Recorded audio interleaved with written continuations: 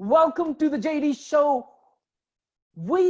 I'm so excited because our guest for today is someone I met. I connected with him about a year ago, but I met him the first time. Yeah, I met him at one of our events that I was speaking at, and he actually drove all the way from Coventry to see me in London speak.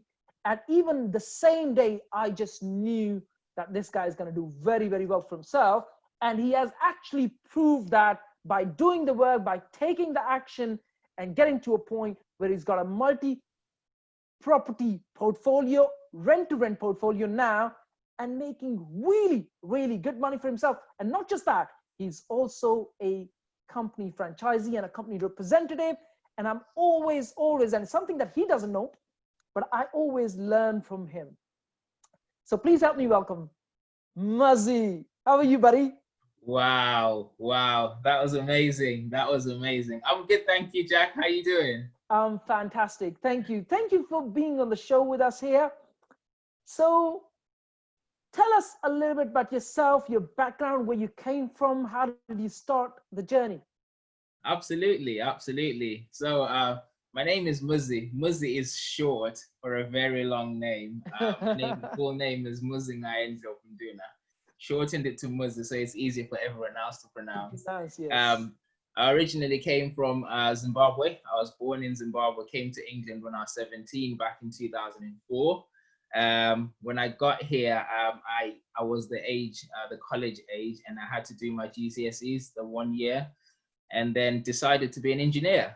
Wanted to do engineering, did college, did my HNC manufacturing engineering, got my qualification in university at Cov University, and decided to work for automotive industry within the engineering industry, essentially. So I've been working for automotive companies for a good 12 years now, different ones, utilizing that qualification that I've had.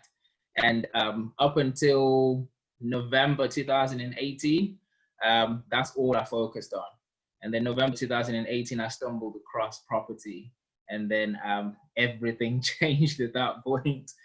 Everything changed, my mentality changed. I wanted to find something else that I can do that is not just based on a 9 to 5. And then the networking element, meeting quite a lot of people that have the same mentality, it just absolutely drove my passion into working towards that side of my business, which is eventually where I met yourself as well. Following you on social media for a while, and then got blessed enough to have the opportunity to come and watch you talk in one of the networking events, which is absolutely amazing. It's crazy to think that it's more than a year now. It feels like it's just a couple of weeks ago. And the funny thing is, you're about to speak at that event, or you spoke at that event? I am actually about to. Do you know, that's the strange thing. On Thursday, actually, in a couple of days, yes, I'm going to be speaking at that same event that I came to watch you, which is absolutely brilliant. It's strange, but very, very brilliant. That's amazing. So you came at the age of 17 as an immigrant, graduated, sort of stumbled into property in 2018, end of 2018. And now this is 2020, or only just a year and about 8 or 9 months into the journey. You already have how many properties in your portfolio in rent to rent or rent to SA? Yeah, rent to SA, we've got 8 properties now in the West Midlands. And as you mentioned, we started the property journey it was November 2018. But when I say started, that's when I started reading about it, went for property training. And for a good, pretty much a year, it was a difficult journey. We didn't have any deals. So the first deal was actually just around September last year. So from September to now, essentially, that's how we've built the portfolio of up to 8. And we've got a few more in the pipeline right now. Fantastic. And do you have all your properties are rent to SAs, or do you have rent to HMOs as well? We've got rent to HMOs. So it's 6 SAs and 2 HMOs in our area. And at the minute, more of the focus is on the service accommodation, but any good HMOs that come across, we still actually consider it. Fantastic. So share with us, what are the kind of challenges you faced in the journey? What are the wins, the triumphs, the challenges? What's really happening, and how has been the emotional roller coaster ride for you? It's interesting you touched on the emotional roller coaster, because the emotion side of it is the hugest part of it. I mean, when you talk about acquiring properties, running properties, when you say challenges, you mainly want to talk about the physical elements, as in the difficulty of speaking to an agent, or getting the wrong deal or stuff like that. But the biggest challenge was the emotional drain. This is part of the trainings that we get that is not really highlighted as much. No. You need to be emotionally strong, you need to be emotionally intelligent. I mean, you talk about this all the time. It's one thing understanding the numbers, understanding where to find the deals. It's another thing expecting the challenges to come your way and being ready to handle them, because as much as you understand things theoretically, you're going to get some stuff wrong. And when you get some stuff wrong, you need to be prepared to handle the consequences that come that way. So for me, I'm blessed enough to have my wife, who we started the property journey together on. And with whoever you work with, no matter how close you are or how far apart you are, there's an element of difference, slight difference. And in terms of making decisions together, understanding that now we need to move quick or now we need to slow down. She's really analytical. She needs to look at things quite a lot before we decide to go, which is a fantastic trait to have. On the other hand, I think that's what I want to do. Let's go for it. Let's just go for it. So to have the two mingle together is the best way. But then sometimes when the two are that different, it becomes really difficult. So at some point, you get to a point where a decision is made, which is not necessarily good for one person, but okay for the other. And then challenges come that way. Now, one of the biggest ones for us is with the trainings that we went to, and there's quite a lot of them that we went to, and we thought, okay, this is the right one. We go for it. They sell, things look amazing, you pay. And then once you go to the other end after paying, you're thinking, okay, that's probably wasn't the best one. You can't get the money back. No. So now you have to move to another one. And then you go to another one. It's like, nah, this one is the right one. This is definitely the one. Let's go for it. Yeah. Pay for that one as well. Get to the end and you think, no, that wasn't the right one either. No. And 30 grand down the line, you're thinking, well, what on earth did I just pay for? Yeah. And then financially, that is one part. But then that financial setback has an emotional drain to it, because you're thinking, okay, I've spent all that money now. What now? What do we do now? We're in a really difficult position now. So there's two ways around that. It's either let go, just completely let go of everything and get back to normal and just hope that somehow you'll regain the money back by going back to work, or really strongly believe in what you're trying to do, understand that you've made mistakes, learn from it, and really go for it to try to get that back. And fortunately enough, myself and my wife, that's what we decided to do. So we pushed for it. So fantastic. The emotional challenge of the roller coaster of that whole journey is our biggest so far. And I mean, we're still yet to get more challenges. That much I already know. But that's where we are so far, and that's what we've learned so far in terms of the challenges. Fantastic. I mean, you know this, that I talk about the emotional roller coaster and emotional challenges a lot more, because if you know the right way to deal with your emotions, dealing with the day-to-day stuff is pretty easy. It's the emotional challenge that's the toughest one to deal with. And I talk about that a lot. Yeah. I talk about mindset. I talk about how to deal with it, how to think, stats behind it. People come to business and think they're going to build a business within 6 months, 12 months. It doesn't really happen, does it? It takes, at least statistically proven, it takes about 2 to 3 years to replace a salary. And if you look at that salary, there's another research behind it, which is if you are on a 50 grand salary, that's the skills you have. That means it's going to take you 3 years to build a 50 grand salary. But if you are on a £1 million salary, it's going to take you 3 years to build a £1 million business, because it's your skills that actually play the part. So if you are running a business, if you're planning to start a business, or if you're already running a business and you're struggling to kind of get to that 100,000 or a $500,000 or £1 million mark, or for that matter, the 10 million or 100 million, and you're just not getting there and you keep hitting plateaus, I believe it's the skills. People don't realize, most people don't, that it's your skill level. And when I say skill, I'm talking about the soft skills as well as the hard skills. Absolutely. And that does play a major part. And, and you touched very well on that if you just learn how to, kind of forge forward and not think about it, that is big. That is a major shift in mindset that will help anyone watching this, like, will do well. Absolutely. Thank you for sharing that. Now, let me ask you this question. I don't know if you would be comfortable, but I want to take you out of your comfort zone. What sort of money have you spent so far on training? I did actually hint on it earlier on. 30 grand.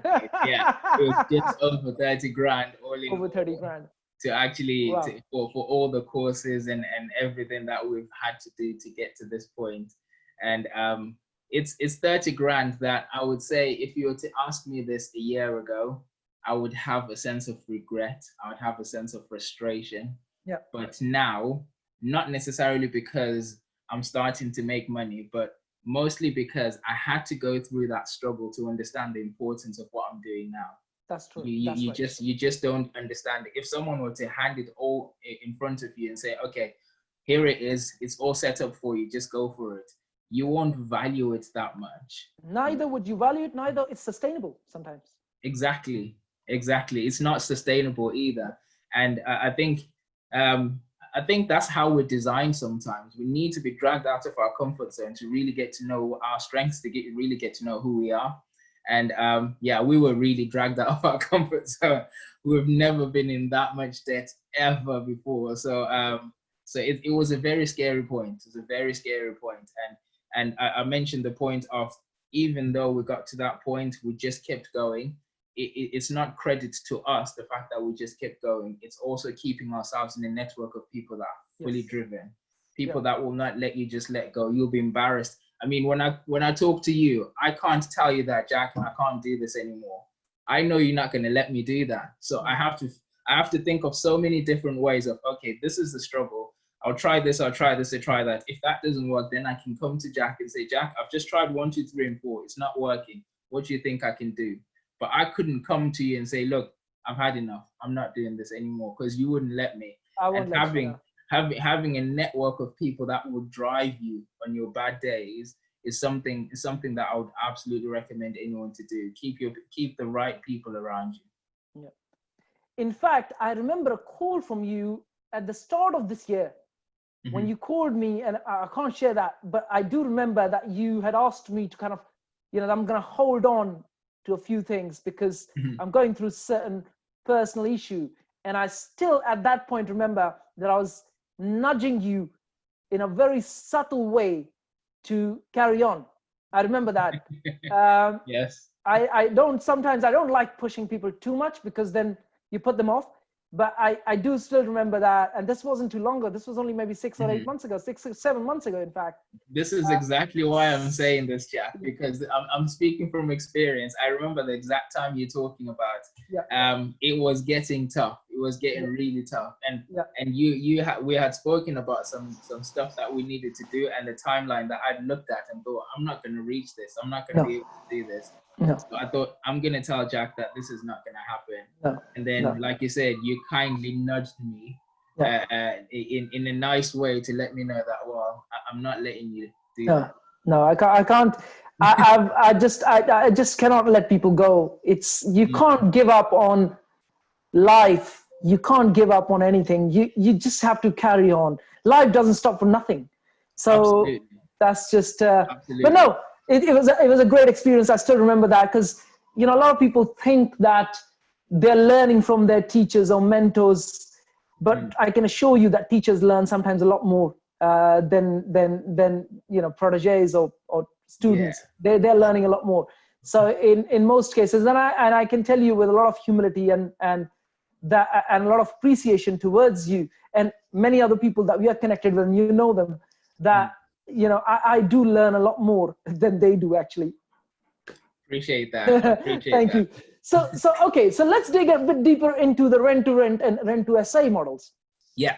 A lot of people watching this would love to understand how to go about doing their first one, second one, 10th one, or whatever that may be. And in fact, just before this video, we're shooting this, just before this recording, I had a call from someone within our team saying, you know what, I'd just love to dig a bit deeper into this and how to get my first one out. I said, look, I can help you with that. But I actually said to myself, I'm going to interview Muzzy. I'm going to get a bit more secrets, the secret sauce of this rent to rent model. And I'm going to actually give you the video so you can watch it. So give us a few tips or tell us a bit more about how to go about finding these deals. What are some things people can do quickly that they're going to go and find these deals? And in fact, let's just start with this. Explain what is rent to rent at the core, or rent to HMO, or rent to SA at the core, very briefly. Yeah, sure. So rent to rent is it's a philosophy of generating cash flow from someone else's asset. So generating cash flow from someone else's house, you don't have to buy the house, you just need to control it. I think it was Nelson Rockefeller who said the secret to success is control everything, don't own anything. It's the same principle. So rent to rent is a tool that we use. The strategy is what you then do with the property afterwards. So you rent the property on from a landlord, and then you then rent it on to someone else, depending on whatever strategy you use. That's where the term rent to rent then comes from. So rent to rent is the tool. And then HMO is what you can then do to sort of like rent the property out. Instead of as a single family or as a single tenant, you rent it out per room. So you take on a property, for example, a property that will go for £1,000, it's a 4-bedroom, and then you rent each room for £500, and then you make the difference in your profit. Or you can put it up for serviced accommodation, where you don't rent it out on a monthly tenancy, you do it for a nightly rate and treat it as a hotel. So those are two main strategies that rent-to-renters actually use, but there's several other different ones. So my focus is on the service accommodation mostly, and we'll do HMOs as well at the same time. So in terms of acquiring rent-to-rent deals, I mean, if you go to training companies, you'll probably get the same thing, that you need to use online platforms to try to find the deals, get to understand the numbers. That's an important thing, especially for your first one, because your emotions, I've heard you, Jax, talk about this so many times. We make emotional decisions and then use the practical side of it to justify the emotional. To justify the logic, yes. And on your first deal, your emotions take over. The idea of having a property deal is just so overwhelming. And then you end up starting to forget that the more important thing is to make sure that that deal is going to make you money. Numbers stack up, Yeah, it just needs to stack up. And we tend to just get excited, like, I've got a deal. But is it a deal really? Or are you just taking on a liability? So really, really remember that on your first deal, second, third, the numbers need to make sense as well. Yep. But also still be humble and make sure you treat whoever it is that you're working with respect, because that's how you get the best deals. So online platforms are the obvious ones. Rightmove, Zoopla on the market. Just look out for the rent element of it. Even before you make any offers or get involved in actually taking on the deals, I would recommend use those online platforms just so you can get familiar with the numbers. If someone were to come to you now in your area and say, I've got a 3-bedroom house, would you like to take it? You need to know at that point instinctively how much that property should be going for rent. So the best way to do that is to use these platforms, use these online platforms, and just have a look at it so you can get a good range of what that looks like. So understanding the numbers and what they should look like to know what a good deal is, using that platform to try to identify the best deals in terms of location and the numbers that you're looking at. And on top of that, to know the state of the property. So I would recommend you do as many viewings as possible. Yeah. Create good rapport with agents or even directly to the landlords, because there's platforms that take you straight to the landlord, like Gumtree. Landlords will advertise their own properties. Spare Room, sometimes landlords will advertise their own properties. Yes. So if you use those platforms, you're most likely going to do a viewing with the landlord. Yes. So create good rapport with them, get used to speaking that language, and get yourself used to doing that that type of engagement. That is the best way to get your first one. But also on top of that, network as much as you possibly can. I mean, in this period, we're in a difficult time where we can't get together like we used to in a big room and get to know different people. Due to COVID, yes. But pretty much every day now, somewhere, someone is running a Zoom call. Yep. Someone is running a Zoom call somewhere. So you can actually network with people whilst you're sat at home. Yes. And I would recommend you actually switch your camera on, because people want to see who they're talking to. People want to engage and look at your eyes. That connection is still available, even if it's digital. So network as much as possible. Get to know what other people are doing. There's WhatsApp groups everywhere now about property. Just speak to people and get yourself involved in that. But also, once you get comfortable with talking about property with other people, start utilizing social media. Go on social media, tell people what you're doing. Anytime you have an opportunity to talk about yourself, tell people what you do. Yeah. Even if you are a police officer, that is your side hustle, but you actually invest in property. I'm an engineer, manufacturing engineer. I'm a property investor first. This is what I do, but on the side, I do engineering. Yeah. So tell people what you do, so that the majority of deals, actually, there's more deals that are off market than on market. And the reason they're off market is people don't necessarily, not many people know exactly what platforms to go to advertise their properties. Yes. So the powerful thing about telling everyone is you will start picking deals out that are off market. That's where they come from, because you talk to people, you tell people what you do. Yeah. So that is a really good point for anyone who's looking to start up. And it's going to be difficult, especially if it's a first time thing. It's going to be difficult to all of a sudden say, I'm an investor, or I know rent to rent, or I know HMOs. It will be very difficult. I know you went through the same thing, Jack, but starting out, to start telling people that I do investments, I do property, you get even your close friends laughing at you, thinking, what on earth are you doing? Muzzy, all you do is play football. So what do you know about property? Yeah. You know? So it's going to be difficult, but I would recommend you definitely get involved in it and start doing it. That's how I would say it is the best way to find your first deal. Fantastic. So, I mean, I know a little bit about rent to SIs, but I want our audience to kind of understand the not just the basic, but a bit more advanced strategies from this video. So let's say you approach a landlord through Gumtree or Spare Room or through any of the agents, or Rightmove or Zoopla, wherever you find the property from. Let's say you approach either the landlord or the agent. I've come across that, because I'm a broker, my background is finance. So my understanding is that if you have a mortgage on the property, and let's say you have a BTL mortgage on the property, lenders don't allow those properties to be used as serviced accommodation. How do you deal with that? So we've had this case a couple of times, actually. So as you said, lenders are a bit iffy about service accommodation, and they need consent from the owners of the property. Yeah. So we have in our contract, as the rent-to-rent person, I'm in charge of the property in terms of the management itself. I haven't got the power to speak to the lender on the landlord's behalf. No. So we always try to say, okay, this is what we're going to be doing. Do you understand it? Yes, I understand it.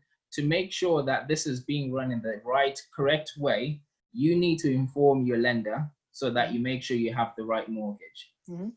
There's so much we can do in terms of making sure the landlord gets that correct. So we put it in our management agreement to say, as the manager, this is my responsibility. As the landlord, this is your responsibility. And we put that in there as well to say, to ensure that the mortgage is correct. And that the landlord is responsible for that change if he wants to do that. Correct. So we put that caveat. And if they don't do it, then? If they don't do it, if there's any sort of like consequences that take place because of that going wrong, it protects us. The management agreement will protect you. The management agreement will protect us. If we had the power to go to the lender ourselves, we will make sure it happens, but obviously we can't. No. So we have to put the responsibility on the landlord. So you are absolutely right. The mortgage has to be correct for service accommodation, and the only person who can get that changed is the owner of the property. Okay, sounds good. This is a good news for those who are watching, that to protect yourself and your company, you got to have the right kind of management agreement in place. And I'm again a strong believer of having good agreements in place. So if there's ever any confusion, that you are protected, as well as the third person or the other party is protected as well. Fantastic. Mm-hmm. Tell us a bit more about, how do you set these things up? You know, what does it take to set these things up? Okay, so in a nutshell, once you get the property, so once you get the good news that landlord says, yes, you can have my property, go for it. At that point, after celebrating that you've got a deal, that's where the hard work really starts. Yes. Yeah. So there's a financial input that you need to consider. In most cases, it's going to be the first month's rent. It's going to be the deposit, which is equivalent to a month and a half rent in many cases. And then you have to furnish the property. Now, furnish the property is the first thing you physically do if there's no renovations required. Yes. Whenever there's any renovations required that will add value to the property, we try by all means to get the landlord involved. Yeah. Because you don't want to put too much cash into it, considering you're just managing the property. Yeah. So what we do is we do help out financially, and we use that as leverage to bring the rent down a little bit, to say, okay, we can do the painting for you, or we can just fix that issue for you. Would that be okay if we just bring the rent down a little bit so that we can balance out our income? Because in many cases, they don't have the money at that time to do that work. Yeah, I understand. So we just balance it out a little bit. But ideally, you don't want to do any renovations to reduce the upfront cost. So once you pay the first month's rent, the deposit, you start furnishing. So when we're talking service accommodation, that's where the furnishing needs to be top class, because you really want to make the property look really nice. You want to attract as many people as possible, and the attraction comes from the state of the property and what it looks like, and also the level of pictures that you actually post out there. Yep. So you want to make the property look really nice, decorated really well. If you're not really a strong interior decorating person, get someone involved who can do the work for you. It can be, sometimes it can feel like you're wasting too much money at the start, but trust me, it's really worth it. Yep. Because when people scroll through the online travel agents, they're looking for those properties that will pop out. Yeah. So you want to stop them from scrolling. Yep. And it doesn't matter what the property actually looks like. You buy the people buy it from the pictures. From the pictures, yes. From the pictures, exactly. So once you stop them on that cover picture, you want to keep them on that profile. So firstly, the pictures need to be really nice, and post as many of them as possible. Yep. Nowadays, people love just scrolling. So once they start looking at pictures, they want to just keep scrolling. And the longer you keep them scrolling, the more likely you're going to get them to book. Get a booking, yes. Yeah. So I would recommend really nice pictures and many of them. The online travel agents are designed now to just make sure that you have at least 10 pictures anyway. You can't post 1 or 2 like you used to before. So people can scroll, but then we post up to 34, 50 pictures and just keep you there until you actually book. So that's one of the most important things. So you're looking at the cost for furnishing, you're looking at the cost for acquiring the property, which is the rent, the cost of acquiring the property in terms of the deposit, the cost of taking the pictures as well. You might actually have to consider the bit of cost of switching the utilities if there's a need to, or actually setting them up to start with. Because remember, utilities are now your responsibility now. Yes. Because you're taking this property away completely. You want it to be hands-free for the landlord, and you just give them the guaranteed rent. So that's the main cost you're looking at. Some of the other extra costs are like unusual. So we're just looking at just the basic stuff that you usually actually get. So the way we look at things is, once you've done your calculation before you actually acquire the property, you do your calculation and look at how much you're looking to make a month. Your net profit. There's a way of looking at it for HMOs. There's a way of looking at it for service accommodation. And in terms of what budget we set out for how much you spend upfront, we look at the net profit and multiply it by 6, because we ideally want all the cash that we've put in to come back out in 6 months. 6 months, yeah. Yeah. Yep, So essentially, if I'm looking to make £1,000 a month from that property, my total income or my total upfront cost is going to be £6,000. Yep. So that's my budget. So I'll think, okay, once I've paid the deposit, paid the first month's rent, this is how much I've got to spend for my furniture. Now, don't get me wrong, it's the ideal, but sometimes we can go to 8 months, sometimes we can go to 12 months. It just depends, but ideally you want it within the 6 months, just in case that deal doesn't quite work out well. Yep. Within 6 months, at least all your funds have come back out, and then you can make a decision at that point. So usually that's what you're looking at for the upfront, and that's the cost that it's going to take. Mm-hmm. Okay, so let's say, so let's say you're setting up your first one or your third one, it doesn't really matter. What is the average cost of setting up a rent-to-SA unit? You're talking between £3,000 and £8,000. Mm-hmm. I wouldn't get involved in anything that's going to cost me more than 8K. 8K for me actually is quite a lot, as it is. Ideally, for a rent-to-rent, you're looking at about £4,000. £4,000. Yeah. Okay. Because once you get to the 8K, something else must be really good about that property that you're looking to invest in the future. But mm-hmm. if it's just going to be a rent-to-rent for the next 2, 3, 5 years, mm-hmm. You can get another one. Just find 2 for the 8K rather than actually pay 8K for one. Of course. But between 3 and 8, I mean, it's also dependent on the area, because what you can purchase for 8K, this is dependent on the rent, obviously, because the cost of the stuff might be the same across England, but the cost of the rent and the deposit up front is different in London than it is in Coventry. Of course, yeah. Mm-hmm. Okay, so let's say if someone is setting up their first unit, or, like I said, second unit. Yeah.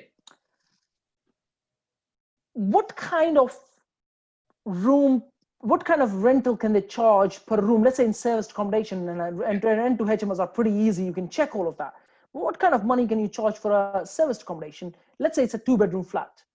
So 2-bedroom flat, the way we look at it is, if you're going to have a 2-bedroom flat, 2 big bedrooms, as in double bedrooms, there's certain things that you can do with them. You're most likely going to have up to 6 people in that mm-hmm. property. Because you can either have 2 singles in each bedroom, mm-hmm. which makes the 4 people sleeping separately, or you can have the 2 doubles in each bedroom, mm-hmm. hoping that people are okay to sleep together on the beds. That's 4 people. And then in the dining area, you have a sofa bed. So that's the 6. That's where the 6 comes from. So you can just advertise the property as it will take up to 6 people. There's 2 ways of advertising service accommodation. You can charge per person who books, mm-hmm. or you can just charge for the whole house. For the whole house, for me, it's a lot simpler as the whole house. I know quite a lot of people do the per person thing, and mm-hmm. it can be beneficial because if you have more people, you can charge more.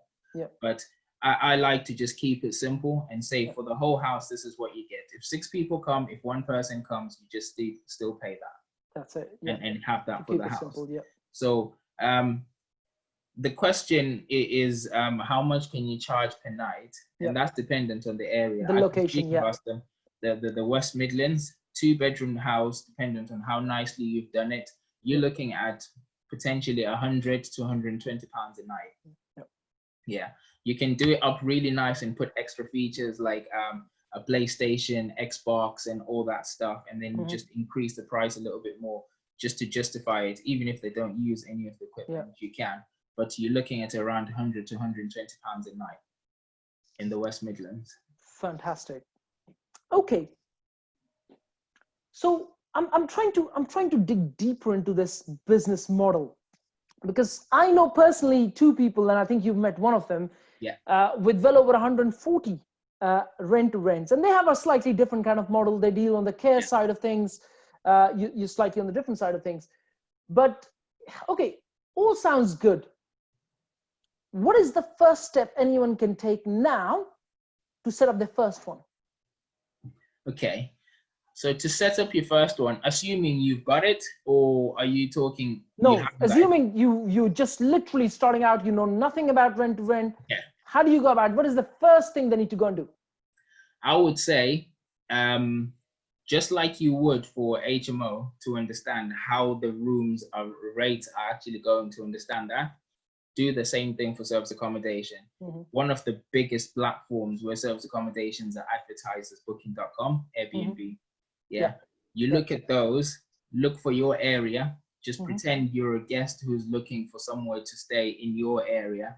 Look at the state of the properties, look at the pricing.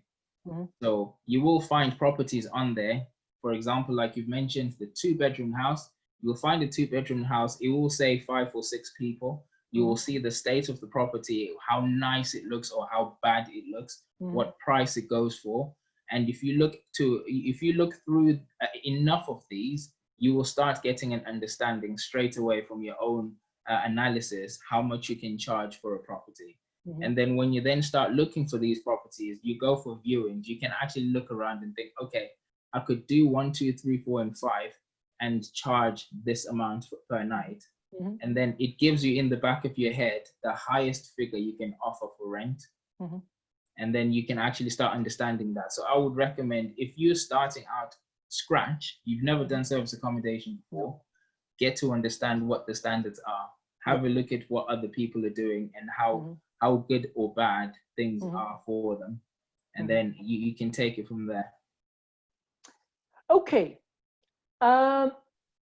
And if someone wants to, let's say, scale this thing, so let's say they want to go from 1 to now 10, how can they go about doing that? Okay. I'm a big fan of do it yourself before you let someone else do it for you. So every time, even if you have the opportunity or even if you have the money to hand over your first property for someone else to manage it for you, I recommend you actually manage it yourself to start with. Get to understand what is required. What is it that they're actually doing? And for some people, I know it can be difficult because you probably have a full-time job or you've got so many different things, but be as involved as possible, as much as possible in the management of that property. And then when you then start going for property number 2, number 3, number 4, I would say start leveraging things bit by bit. So take out maybe the admin, you take out a bit of that, you take out a bit of that and give it to someone else. Start utilizing virtual assistants until you actually get to point number 10. Now, from 1 to 10, it's sort of like a slow graph that will do that. So from 0 to 1 is the hardest part. Yes. That's the very difficult part. So once you go 2nd, 3rd, 4th, at that point it will start shooting up. It's a bit of the compound effects that you talk about. It is, yes. And it gets easier the more you get in terms of finding the next deal. Finding your 1st, 2nd, 3rd, that's where the difficulty is. So I would recommend to start off, manage the stuff yourself as much as you can. And then as you go along, start leveraging, because the more units you take on, the more responsibility it's going to be, the more work it's going to be. If you keep everything to yourself, at the point that you get to 3, 4, 5, you're going to stay there. You're going to stay there, or you're going to end up letting go of it because you just run out of hours. You'll start wishing there was 36 hours in the day. It's just too much work to do. So as you go along, start letting go of some stuff. And letting go of things is not a failure. It's just standard leverage. Letting go of some stuff, let some things go, and then continue on the core stuff until you get to a point where you can't handle that, take something else out, and then keep moving. That's the best way to scale from my point of view. Yeah, you know that I'm a big believer in delegation, and I think only do a fraction of the work that actually gets done behind the scene for me. True. So yeah, I do believe that as someone who is an entrepreneur and runs a business, in fact, the definition of entrepreneur for me would be someone who knows how to delegate and be able to leverage that, either as time, money, whatever that might be, effort of other people to be able to grow their net worth as well as their network, as well as their business in many cases. So yeah, I'm a big believer of that. Fantastic. I think within this video and the story that you just kind of shared and some of the questions that I've asked, I think it has answered a lot of questions for people on how to go about finding those deals. obviously they don't learn the soft skills from these videos on how to negotiate. That's another Yeah. thing that you know our audience maybe need to learn at some point in their life. And communication skills are not learned in a day. They do take quite some time in our life. Indeed. But at the core, as the hardcore skills, you know, understanding how, you know, being able to find a deal, making sure the numbers stack up. You know, you put in all the, you know, you look at the initial deposit, you look at all the numbers, you look at all the bills that you're going to pay, all the cleaning, you know, looking after a delegation, all of that. Once all of that is deducted, and if you're still left with some profits, I think that is the time someone needs to really say, is it worthwhile me investing my time into it? Yeah. That's great. I'm trying to think of the questions I can ask you. I'm running out of questions. As you were talking, would there you like actually, to, yeah, would you as like you were to add talking, something yeah, to it? Yes, go ahead. I actually thought of something when you're talking about it. Yes. We didn't hit on the cleaning element. Yes. Yeah. So when it comes to service accommodation, the most expensive thing that you're gonna have is the cleaning. It's cleaning, yeah. It's absolutely gonna be the cleaning. So I've seen a few people actually make the mistake when they do the calculations and say, because it's £100 a night, in 30 nights I'm gonna get £3,000, and the rent is just £1,000. Boom, I've got 2,000 there. Like, whoa, slow down. Slow down, yeah. That is not the case. That is nothing near the case. Because first of all, the online travel agent is going to take their commission. Yes. So and that booking.com is 15%.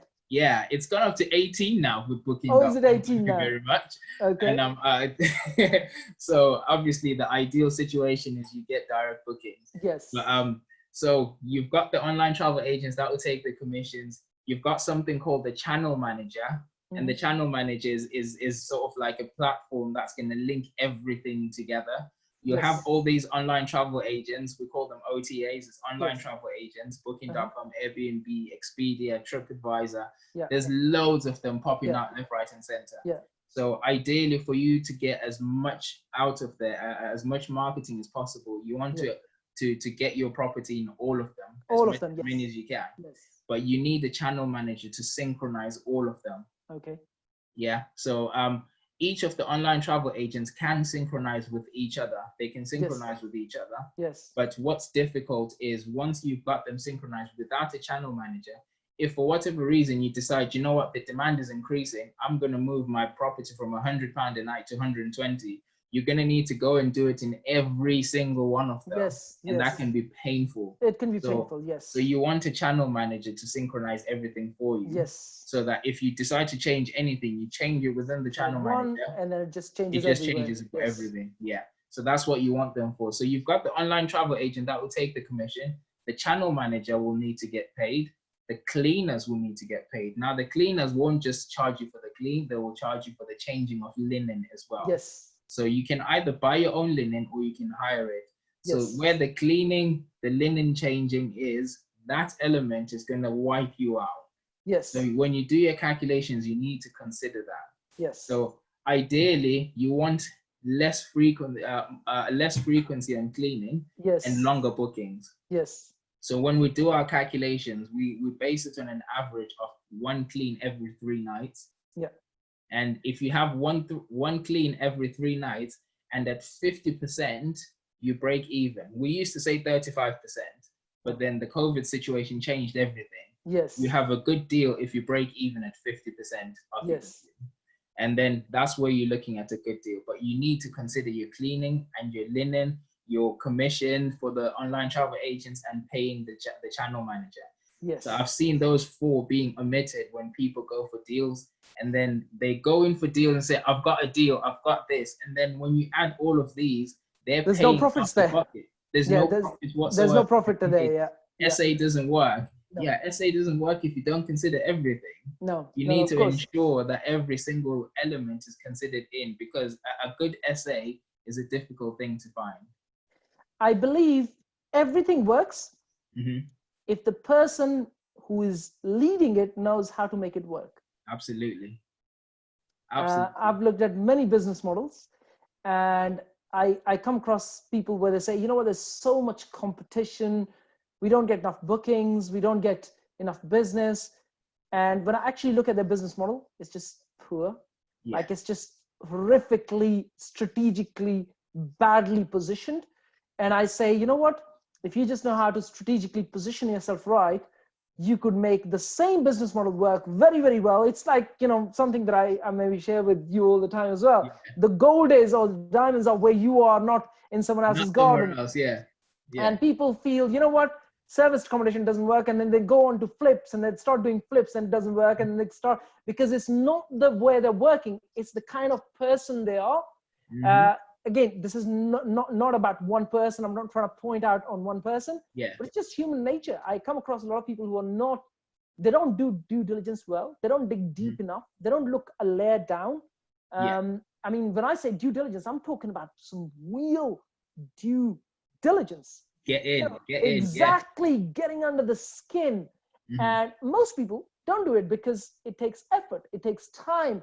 It takes, it's yeah, that's just human nature, And right? sometimes it reveals something that they don't want to see. Exactly, So they exactly. want They to don't want just to face, ignore yeah. it. They don't want to face. They want to look at the deal and say, hey, it's going to work. Why Yeah. don't you actually start to look deeper? Oh, you know what? I've already looked at 100 deals. They didn't work. It doesn't work. Well, guess what? If you looked at another one more, it will, if you Yeah. just put in the right kind of effort, you know? And I think this is something that, again, it comes down to soft skills of knowing what kind of persistence is required to make anything work, for that matter. Absolutely. Absolutely. But yeah, I think the kind of businesses and the kind of things that I've been through in my life, and I believe the ones that have really worked is when I've actually put my head down and said, you know what, I'm going to make it work. Those are the things that have actually worked. And I think we learn with life that it's all about making things work when you actually want to make them work. And that's the difference. When That's you the want difference. to make it work, you will find a way. You'll And find a if way you're to make it looking work. for an excuse, you'll find that too. You'll find an excuse. In fact, you'll find the excuse much faster. Much easier. Yeah, Much easier. absolutely. Yes. Absolutely. Yeah. So it's the example that I told you where with all the 30K that we'd spent, Yes. at that point, we had enough reason to let go. Excuses, yes, to give up. We had enough excuses to say, do you know what? We've spent all this, nothing has happened. We haven't made a penny out of all of that. Yes. I remember this date. I think I'm going to remember this date for the rest of my life. The 9th of November, 2019 is the first time I made an income in property. Bear in mind, this is starting back in November. Yes. All the way to November. With all the work that we had done, we hadn't actually made a penny whatsoever. And it's hard to continue telling people, I do property. And yet you haven't made nothing whatsoever. No. And but like you said, if you really want it to work, you'll find a way to make it work. You'll find a way to make it work, yeah. And even, I consider myself a very patient person, but even for a person like me, it got really difficult, but it's important to make sure you have the right people around you. Yes. Where you feel like, you know, I've had enough, I'm gonna let go now, and someone just comes and helps you out to say, no, it's not done yet. Let's keep going. You're almost there. Yes. You need that. How did you deal with the COVID situation through your essay? So for the COVID situation, we've just touched on the fact that if you really want something to work, if you want to make it work, you will make it work. You'll find a way. Obviously, as soon as lockdown hit in the first couple of weeks of March, everything stops. Yes. Yeah. Serviced accommodation is 100% dependent on movement. Yes. You need people to move around. Otherwise, that's it. It's done. It's done. So as soon as that happened, we started getting cancellations. People stopped booking to start with. And secondly, the government announced that if you can't travel anywhere because of the virus, you have the right to get a refund. And under normal circumstances, once you've booked, you can't get a refund within about 14 days of your booking. And even people that were going to be checking in tomorrow had the right to cancel because they can't travel anymore, which is understandable. But the problem you have is, if I book a property right now for December, and the booking.com or whoever it is has actually paid the host that booking money, if I get close to December and say, do you know what, I'm not having it anymore, and I ask for a refund, that money is gone. The host has already spent that money. Yes. So all the money that we had for the bookings for July, August, and June, we had spent on getting the next unit. Yes. And after doing that, the cancellations come, the government says pay refunds, and we're thinking, what on earth? How are we going to pay back? Yeah. Now we have to pay back after actually spending all that money, which is where the extra money that I'm talking about had to be dug out again. Yes. To try to pay back all those people. So first couple of weeks of the lockdown were tough. I won't lie to you about that. They were absolutely tough. And we considered letting go of all our units. We ended up letting go of one. I told you about that one in Reading. Yes. We ended up letting go of that one. And the reason behind it wasn't just the fact that it was just financially painful to run. It was the fact that it was too far away. So you point out the fact that the gold is where you are. Yep.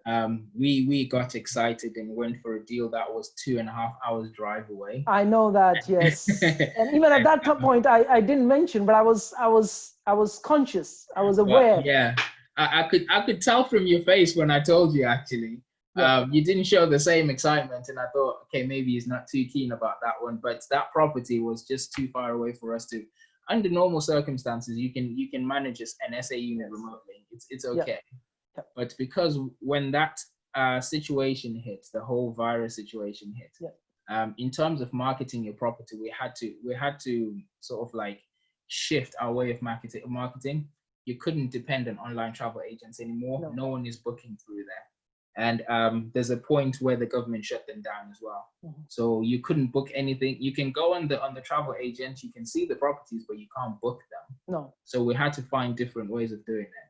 And I remember we did a talk, and we were talking about what you can do within service accommodation.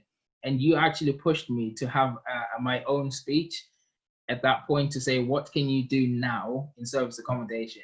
And I remember when you asked me to do that, I was thinking, I don't know. I'm struggling myself. I don't know. But that forced me to start thinking of things. So I started communicating with other SA operators. I started doing some research. I started talking to other people and just to get ideas. And I managed to gather quite a few really good ideas. And I thought, before we do the talk, I'm going to try them, see whether they work. So we spoke to the hospital. We spoke to the local council. We went around local hotels, taking phone numbers from contractors that were parked outside. We even spoke to the hotels themselves. The hotels were starting to be shut down at that point. So we started talking to them to see if there's any people in the hotel that are looking to stay for longer that have to be kicked out. We can take some of them. We started increasing our presence on social media. That's one of the things you were pushing us to do as well, to start talking about what we're doing quite a lot on social media. And a combination of all of that and collaborating with other SA operators changed things in a way that I could not actually anticipate. So we initially actually tried to survive. That was the basic thing.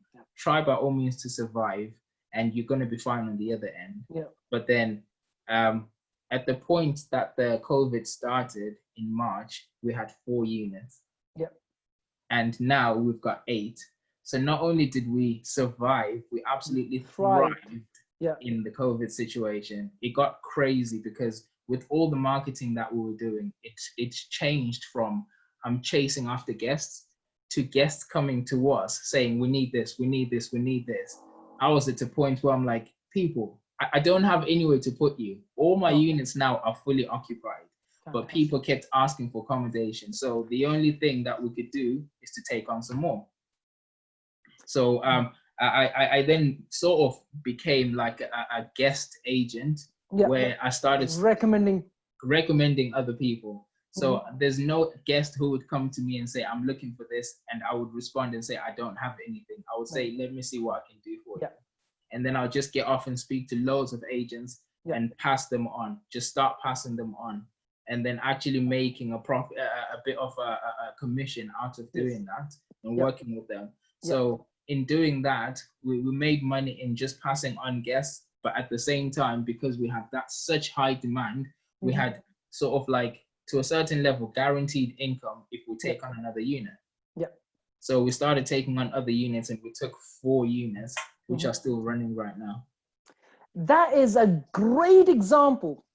I really do believe that when it is hard times, and if you can just not just survive but thrive, and this is something that I talk about a lot, you got to wake up and you got to be in this thrive mode rather than a survival mode.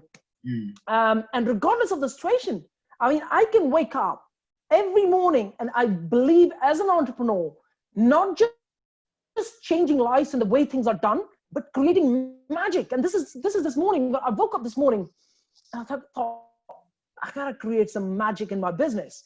What is it that I can do to create that magic? And I spoke with my tech team, and we came up with this idea. There's a feature that we're going to bring onto the PE and tech platform. And that's going to kind of create a magic. And I literally every day I wake up and I think, regardless of what's happening outside, which is beyond your control, you got to create magic in your business. You got to be able to create solutions to the major problems in your industry. And not just that, but be able to bring solutions to the operational side of, like what you said, you know, COVID hit, there was no bookings coming in, all bookings were, you know, canceled, and you found a way not just to fill your units, but to help other people fill their units, as well as you added additional 4 units, making it 100% growth in just through the COVID period, which is an amazing example for our audience watching here, that you gotta learn to sort of wake up every morning and be this in this thrive mode and a magical mode, that you're gonna go and create magic in your business, in your operations, in your marketing, and everything that you touch. So yeah, that's a great example. Thank you. Yeah, it's something that I would also give credit to the people that were around me, yourself included as well. It's not an easy thing to do, especially on your own. But as we go along, you have someone there to say, look, this is what's going on. What do you think I should do about this? What do you think I should do about that? But also always try to find something yourself. Don't just hand it over to someone and say, I'll follow whatever you say. No, of course not.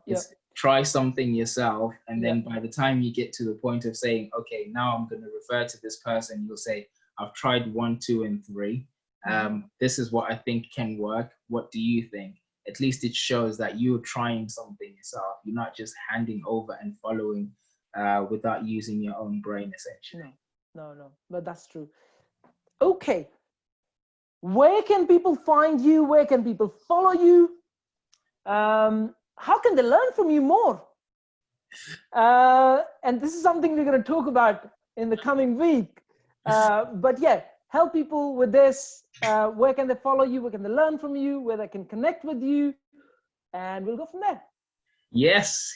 I'm more active on Facebook. I've got a Facebook page and on a handle at Muzingaye86, which is MUZZIE86. You'll find me there.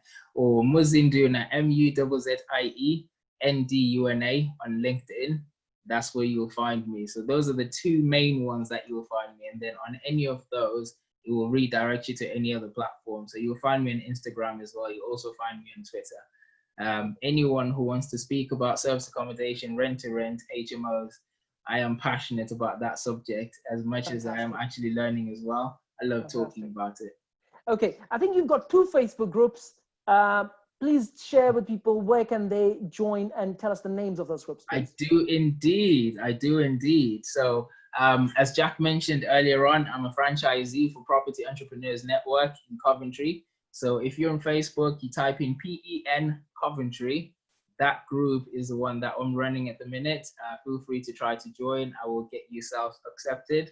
And I've also got, for any Zimbabweans that are watching this, also got the Zim Property Investors group on Facebook.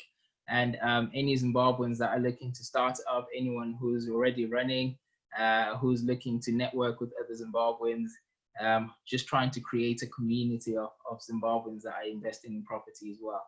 So you'll find us on Facebook at Zim Property Investors as well. Come and join us. Fantastic.